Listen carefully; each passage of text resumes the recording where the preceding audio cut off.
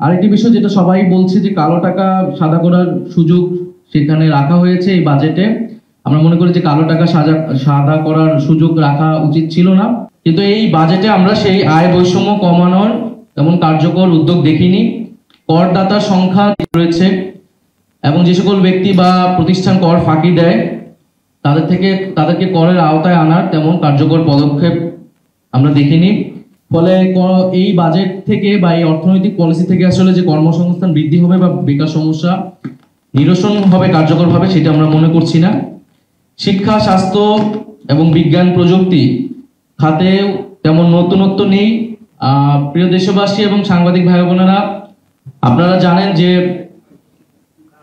বিগত 15-16 বছর যে ফ্যাসিবাদী শাসন ব্যবস্থায় আমাদের শুধু রাজনৈতিক কাঠামোই ধ্বংসপ্রাপ্ত হয়নি, বরং ব্যাপকভাবে ক্ষতিগ্রস্ত হয়েছে বাংলাদেশের অর্থনীতি।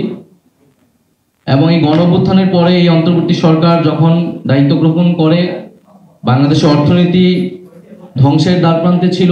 আমরা ব্যাংকগুলোর দুর্দশা দেখেছি, একটা ঋণগ্রস্ত অবস্থা পাটের অর্থনীতির ভিতরে বাংলাদেশ ছিল। সেখান থেকেই গণঅভ্যুত্থানের পরে এই অন্তর্বর্তী সরকার সারা দেশের প্রত্যাশা যে অর্থনৈতিক ব্যবস্থার একটা রূপান্তর ঘটবে এবং আমরা যে বৈষম্যহীন আর্থসামাজিক ব্যবস্থা, যে বৈষম্যহীন সমাজের জন্য প্রত্যাশা এই গণঅভ্যুত্থান, সেই গণঅভ্যুত্থানের আকাঙ্ক্ষার একটা ভীষণ অর্থনৈতিক রূপান্তরের একটা পলিসি আমরা এই বাজেটের মধ্যে দিয়ে পাবো। তো আমাদের কাছে মনে হয়েছে যে সরকার এই বর্তমান সময় যে অর্থনৈতিক সমস্যাগুলো, সেই সমস্যাগুলো তারা অ্যাড্রেস করতে পেরেছে, কিন্তু তার প্রপার সলিউশন বা স্ট্র্যাটেজি বা যেই ভিশনটার কথা সেইটা এই বাজেটের মধ্যে দিয়ে আসেনি। এটা 1 বছরের জন্য বাজেট হলেও সেটার বাস্তব ভিত্তিক হলেও কিন্তু সেটার নতুন বন্দোবস্তের যে আকাঙ্ক্ষা, অর্থনৈতিক রূপান্তরের যে আকাঙ্ক্ষা, সেই আকাঙ্ক্ষার পূর্ণ প্রতিফলন ঘটেনি বলে আমরা মনে করছি। যেহেতু আগের যে অর্থনৈতিক কাঠামো, যে লুটপাটের অর্থনীতি এবং ঋণগ্রস্ত অবস্থা ছিল, সেই অর্থনৈতিক বাস্তবতায় সরকারকে পরিচালিত হতে হচ্ছে এবং বাজেট প্রণয়ন করতে হয়েছে। ফলে সেই কাঠামোর ভিতরেই এই বাজেটটা প্রণয়ন করা হয়েছে এবং সেই আগের অর্থনৈতিক কাঠামোর অনেক ছাপ এই বাজেটের মধ্যে দেখা যাচ্ছে। এর মধ্য দিয়ে তৈরি হওয়া যে নতুন বাংলাদেশ, সেখানে আমরা ভেবেছিলাম বা আমাদের আকাঙ্ক্ষা ছিল যে ধনী গরিবের যে আয় বৈষম্য, সেই আয় বৈষম্য কমে আসবে। কিন্তু এই বাজেটে আমরা সেই আয় বৈষম্য কমানোর তেমন কার্যকর উদ্যোগ দেখিনি। করদাতার সংখ্যা রয়েছে এবং যে সকল ব্যক্তি বা প্রতিষ্ঠান কর ফাঁকি দেয় তাদেরকে করের আওতায় আনার তেমন কার্যকর পদক্ষেপ আমরা দেখিনি। এর ফলে নিম্নবিত্ত এবং মধ্যবিত্তের উপর যেই চাপ ছিল, করের চাপ, সেটি কিন্তু অব্যাহত থাকবে। কিছু পণ্যের, নিত্য প্রয়োজনীয় পণ্যের কর কমানো হলেও আমাদের কিন্তু তাদের উপর যেই চাপ, সেই চাপ কিন্তু গুণগতভাবে আসলে কমবে না।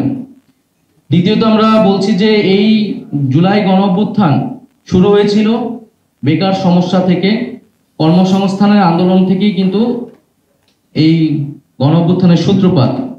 ফলে তরুণদের ব্যাপকভাবে প্রত্যাশা ছিল যে আমাদের যে বেকার সমস্যার সমাধান এবং কর্মসংস্থান বৃদ্ধির জন্য উদ্যোগ থাকবে, কিন্তু আমরা সেটি দেখতে পাইনি। গত 1 বছরে 26 লক্ষ বেকার বৃদ্ধি হয়েছে, কিন্তু কর্মসংস্থান বৃদ্ধির জন্য যে বিনিয়োগ বাড়ানোর প্রয়োজন ছিল, সেটি এই ধরনের নীতি গ্রহণ করা হয়নি, বরং ব্যাংকের উপর যে নির্ভরশীলতা, সেটি অব্যাহত রয়েছে আগের আমলের মতোই ধারাবাহিক।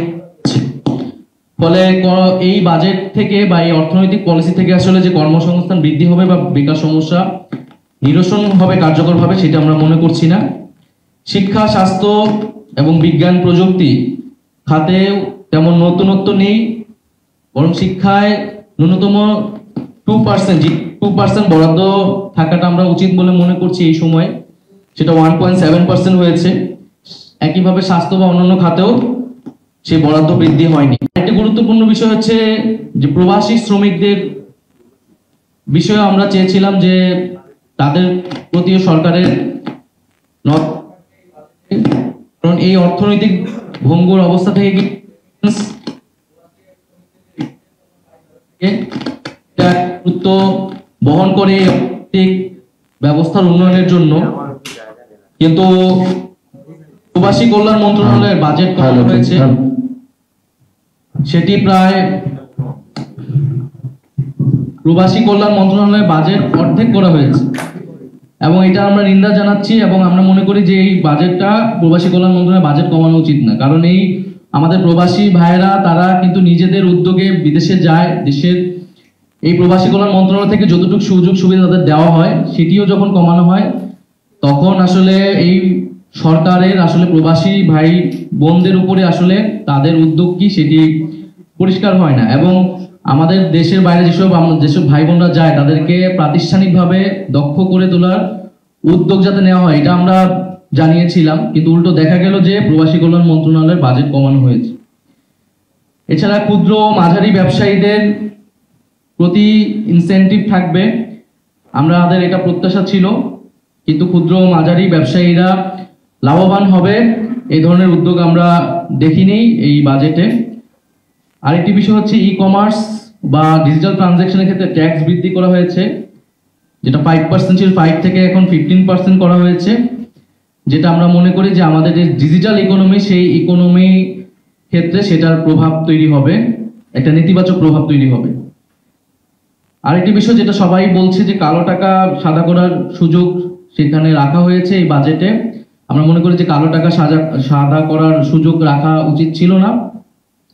এবং এটা তো একটা রেজিম চেঞ্জ হয়েছে, রেজিম চেঞ্জের পরে আসলে এই ইনসেনটিভ দিয়েও আসলে কালো টাকা যে সাদা করা খুব সম্ভব হবে সেটিও না। তাই এই জিনিসটা কালো টাকা সাদা করার সুযোগটা আসলে বন্ধ করা উচিত।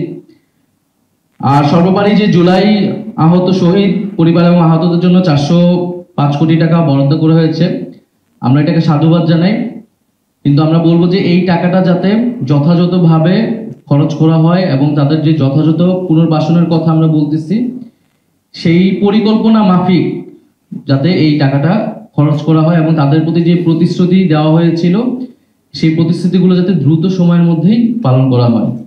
সার্বিকভাবে